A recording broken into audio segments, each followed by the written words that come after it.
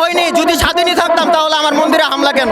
BNP বলছে যে বিএনপিরা আমাদের সুরক্ষা করছে এবং কি আওয়ামী লীগও আমাদের সুরক্ষা করছে, জামাত শিবিরও আমাদের সুরক্ষা করছে, কিন্তু এই মন্দিরে হামলা করছে কারা আমরা তো সেটাই বুঝতে পারছি না। এই দেশ আমার, এই দেশ মুসলিম, এই দেশ বৌদ্ধ, খ্রিস্টান এবং কি উপজাতি, এই দেশ সবার, এই দেশ কারো একার না। আমাদের নড়াইল জেলাতে দেখা গেছে যে মহালয়ার দিন মূর্তি ভাঙা হয়েছে, এছাড়া নোয়াখালী অনেক জেলাতে মন্দিরে ভাঙচুর হচ্ছে, এখনো পাওয়া যাচ্ছে।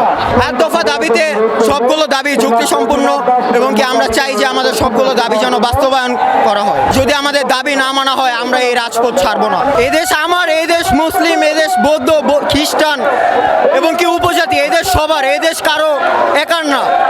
আমরা চাই এই দেশে স্বাধীনভাবে বসবাস করতে। আমাদের মাঝে দেখা গেছে যে কয়েকদিন আগে নড়াইল জেলাতে আমাদের মহালয়ার সময় এক মন্দিরে হামলা হয়েছে, তার কোনো বিচার নেই। এর আগেও 2021 সালে এক পূজা মণ্ডপে সেই ঘটনা নিয়েও সেই কোনো বিচার পায়নি আমাদের এই স্বাধীন দেশে। আমরা চাই হিন্দুরা স্বাধীনভাবে এই দেশে বসবাস করতে। না, আমরা এখনো পরাধীন আছি ভাই, আমরা এখনো স্বাধীন হয়নি। যদি স্বাধীনই থাকতাম তাহলে আমার মন্দিরে হামলা কেন? আমার মন্দিরে হামলা, ঘরবাড়ি ভাঙচুর, মা বোনদের নির্যাতন করছে, এর কোনো বিচার নেই এই দেশে। বিএনপি বলছে যে বিএনপিরা আমাদের সুরক্ষা করছে এবং কি আওয়ামী লীগও আমাদের সুরক্ষা করছে, জামাত শিবিরও আমাদের সুরক্ষা করছে, কিন্তু এই মন্দিরে হামলা করছে কারা আমরা তো সেটাই বুঝতে পারছি না। যে আমাদের যে 8 দফা দাবিটা আছে, এই দাবি যেন বাস্তবায়ন করে আমাদের সরকার। আর আমরা চাই যে আমাদের মন্দিরে যেন আর কোনোভাবে যাতে কোনো হামলা, কোনো প্রকার ঘরবাড়িতে লুটপাট এগুলো যাতে আর না হয়। আমাদের নড়াইল জেলাতে দেখা গেছে যে মহালয়ার দিন মূর্তি ভাঙা হয়েছে, এছাড়া নোয়াখালী অনেক জেলাতে মন্দিরে ভাঙচুর হচ্ছে, এখনো পাওয়া যাচ্ছে।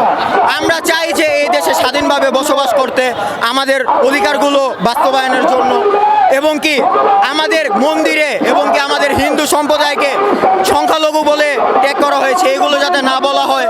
আমরা এবং কি যারা আছে সবাই স্বাধীনভাবে এই দেশে বসবাস করতে চাই। আমাদের উপর যেভাবে অত্যাচার করা হচ্ছে, কিন্তু এটা তো আমরা কখনোই মেনে নিতে পারবো না।